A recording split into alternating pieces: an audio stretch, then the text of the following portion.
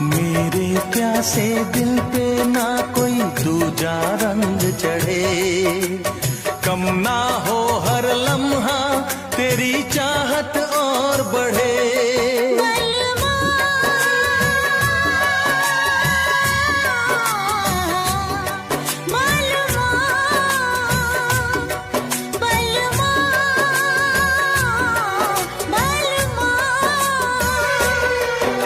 अगर जिंदगी